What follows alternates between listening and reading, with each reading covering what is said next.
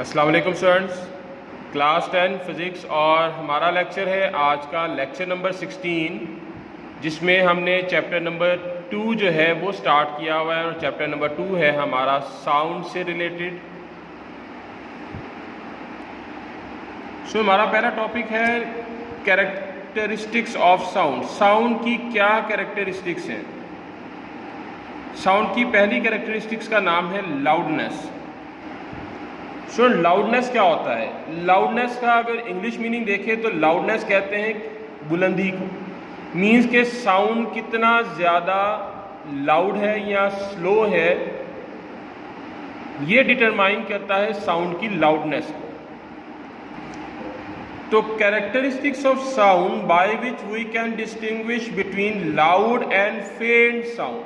Sound की ऐसी characteristic जिसकी बुनियाद पर, जिसकी बेस पर हम एक ऊंची और एक हल्की आवाज़ में फ़र्क बता सकें, that characteristic of sound is called the loudness.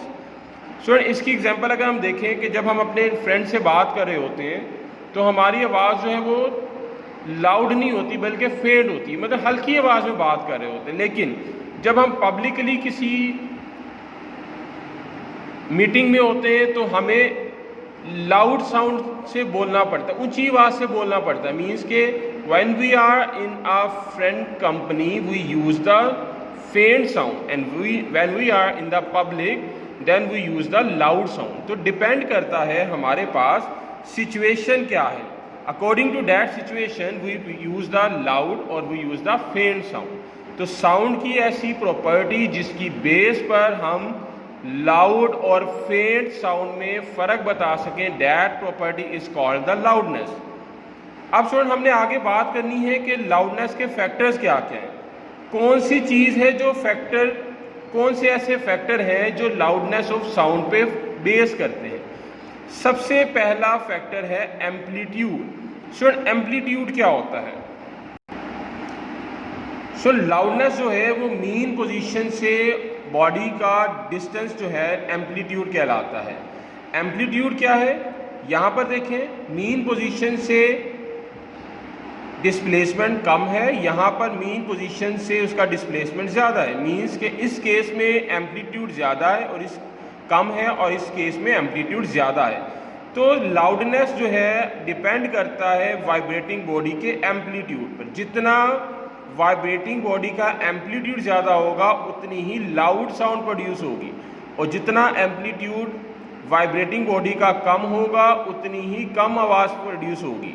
मिसाल के तौर पर जब आप किसी ड्रम को फोर्सफुली हिट करते हैं तो ड्रम की जो सरफेस है वो बड़ी फोर्सफुली ऊपर और नीचे हाई एम्पलीट्यूड के साथ मूव करती है, जिसके नतीजे में हमारे पास लाउड साउंड क्रिएट होगा। तो पहला फैक्टर जिस पे लाउडनेस बेस करती है वो है एम्पलीट्यूड ऑफ वाइब्रेटिंग बॉडी। सो दूसरा फैक्टर जो कि एरिया ऑफ वाइब्रेटिंग बॉडी, कि loudness of sound also depend upon the area of vibrating body. अब एरिया क्या चीज़ है, इसको समझने के लिए अगर हम लार्ज और स्मॉल ड्रम को माइंड में लेकर आए तो हमें एरिया का कंसेप्ट समझ लग जाएगा। मीन्स के लार्ज ड्रम का एरिया ज़्यादा होता है, that is why it produce the loud sound, and small drum has the small vibrating area, that's why it produces the low sound. तो इस मीन जितना एरिया ज़्यादा होगा उतना ही साउंड ज़्यादा प्रोड्यूस होगा। तो इस mean we can say area is directly proportional to the loudness. जितना एरिया ज़्यादा होगा उतनी ही लाउडनेस भी ज़्यादा होगी। तीसरा फैक्टर स्टूडेंट हमारे पास है distance from the vibrating body, कि जो बॉडी वाइब्रेट कर रही है अगर आप उसके पास होंगे तो आपको ज़्यादा आवाज़ सुनाई देगी, जब आप उससे दूर होंगे तो आपको कम आवाज़ सुनाई देगी। स्टूडेंट डिस्टेंस ज़्यादा होने से क्या ऐसी चीज़ है जो चेंज होती है जिसकी वजह से हमें कम आवाज़ सुनाई देती है? वो है ऑब्जेक्ट का एम्पलीट्यूड। स्टूडेंट जैसे जैसे हम डिस्टेंस वाइब्रेटिंग बॉडी से दूर होते जाएंगे साउंड का जो एम्पलीट्यूड है वो कम होता जाएगा, और यही वजह है कि अगर हम वाइब्रेटिंग बॉडी के पास होंगे तो हमें ज़्यादा आवाज़ सुनाई देगी, अगर उससे हमारा डिस्टेंस ज़्यादा होगा तो हमें कम आवाज़ सुनाई देगी। इसके अलावा स्टूडेंट बस ये 3 फैक्टर थे। 3 फैक्टर के नाम मैं दोबारा रिपीट कर रहा हूँ। Amplitude of vibrating body, area of vibrating body and distance from the vibrating body. आज हमने इसकी पहली कैरेक्टरिस्टिक्स लाउडनेस को स्टडी किया है।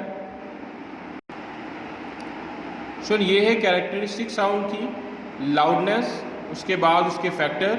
ये पहला फैक्टर हमने स्टडी किया, ये दूसरा फैक्टर है, और यहाँ पर हमारे पास ये तीसरा फैक्टर। यहाँ तक आज का लेक्चर था हमारा। अगले लेक्चर में अगली प्रॉपर्टी को पढ़ेंगे, तब तक के लिए अल्लाह हाफिज़।